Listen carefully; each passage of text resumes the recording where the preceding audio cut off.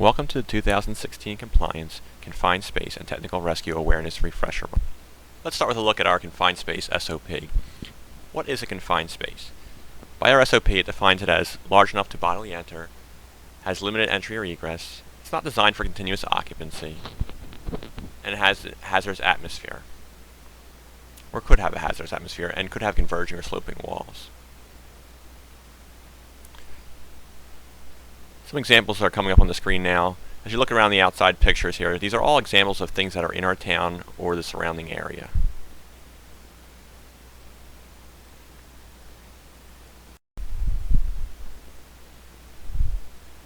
So let's look at what an entry is as defined by our SOP. Our SOP basically defines an entry by one of our members anytime the respiratory system crosses that opening, that plane of the confined space. Some of the hazards that our SOP defines: there's limited access, unknown atmosphere, which is why air monitoring is critical. We'll talk about that later. Energy sources, we get into lockout, tagout to take care of some energy source problems. Explosive or flammable materials, mechanical equipment, again, lockout, tagout becomes important. Lack of communication, biological, and anything else.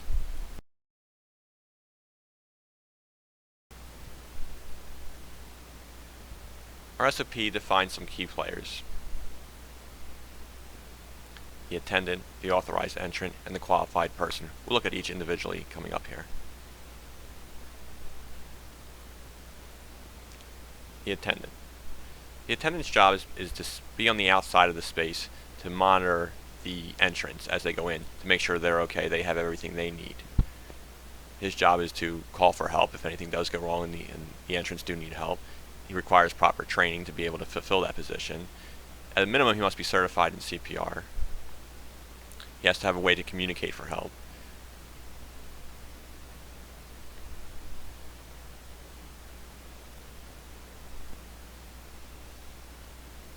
The authorized entrant is the person that's actually making entry into the space to do whatever the work may be. In our case, it may very well be a rescue or a recovery.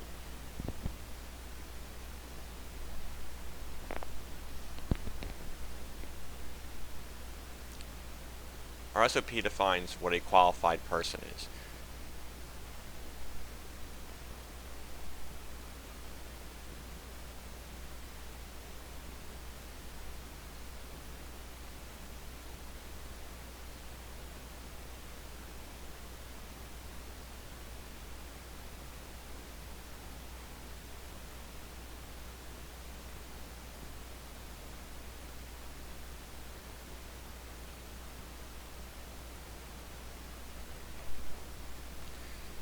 SOP goes on to say that we shall use ICS just like any other emergency incident we respond to.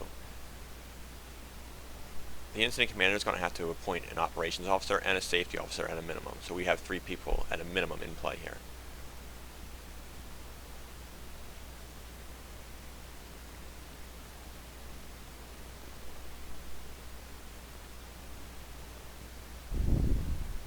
EMS.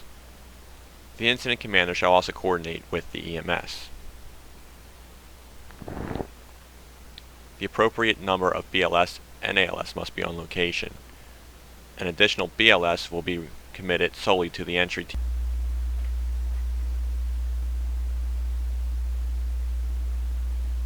The incident commander shall also coordinate with the police department. The police department shall be responsible for scene control and the staging area. Entry procedures. We must always remember to monitor the atmosphere before making any kind of entry. We're checking for oxygen levels, lower explosive limits, and toxicity.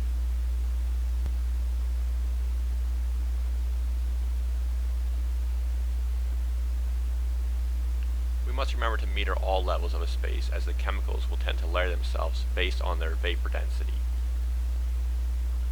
Our MX6 with the sampling pump and the probe is the tool of choice for this. Remember, we could have clean air at the top of space, but it could be a completely different story at the bottom of the space.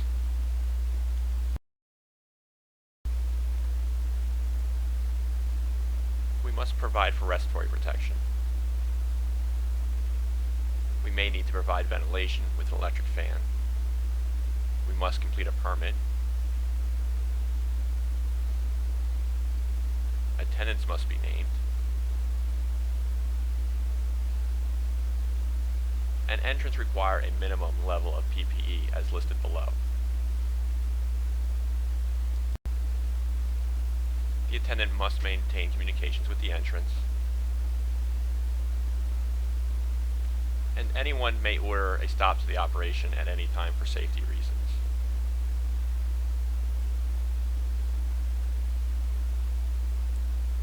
When the incident's over, the IC must ensure that debriefing occurs and maintain any written documentation for the record.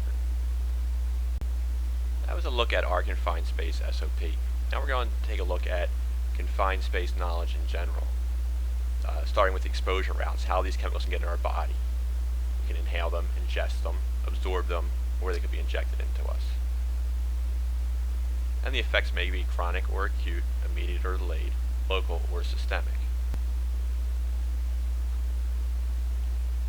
Here are some terms we need to be familiar with when we're talking about confined spaces.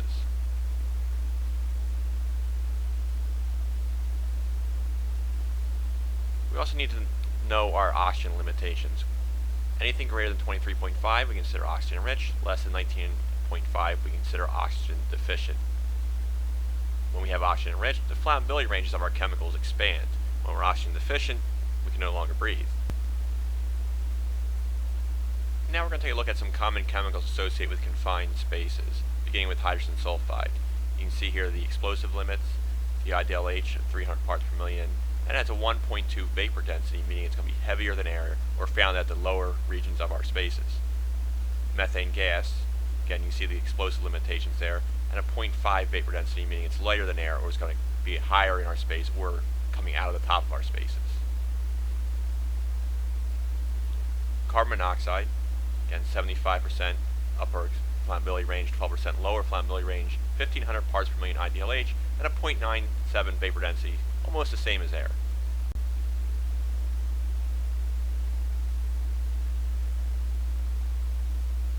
Carbon dioxide, a 5% IDLH, 10% can render unconsciousness. It has a 1.5 vapor density, again another heavy gas going to be low in space. Nitrogen dioxide, 50 parts per million IDLH, and another heavy gas, 1.6 vapor density.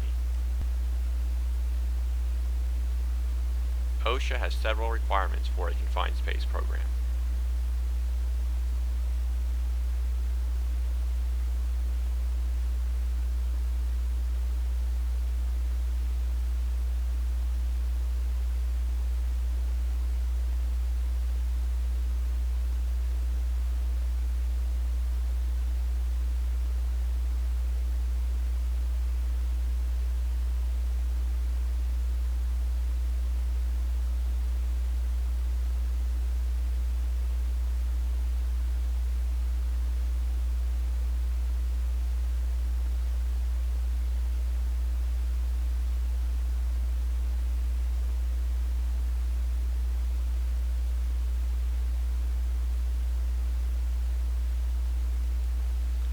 Let's take a look at the entry permit.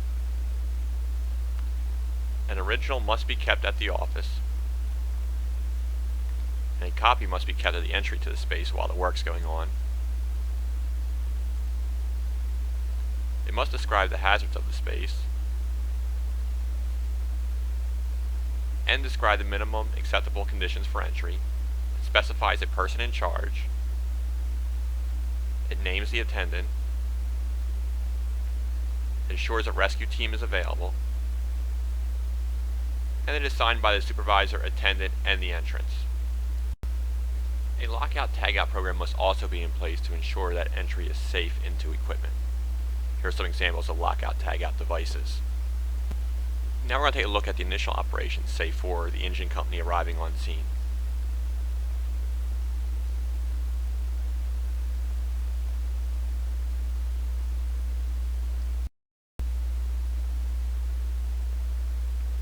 A witness or a responsible party can provide a lot of valuable information for the rescue team.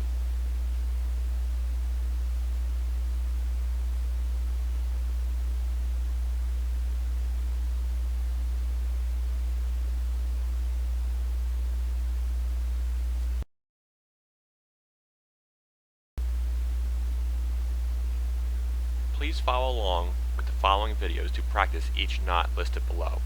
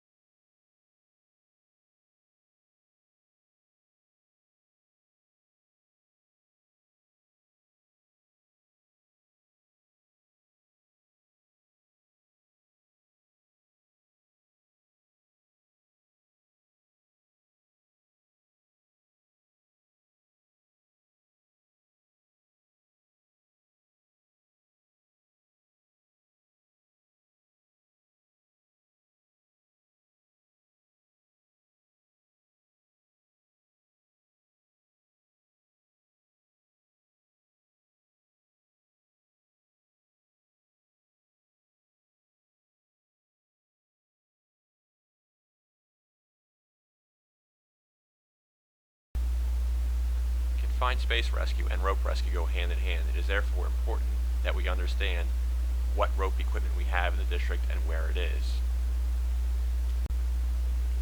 The white utility rope that is found in each piece of apparatus is not life safety rope.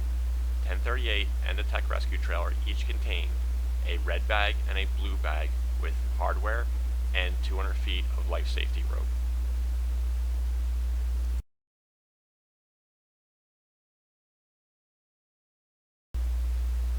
A staple piece of equipment for confined space entry is the tripod. Our tripod is located on Rescue 1038. This diagram illustrates the importance to keep the load within the framework of the tripod. If the person in this picture were to pull outside the tripod, as depicted by letter A, the tripod would easily fall over in his direction. It is therefore important to keep the pull or the haul within the framework of the tripod.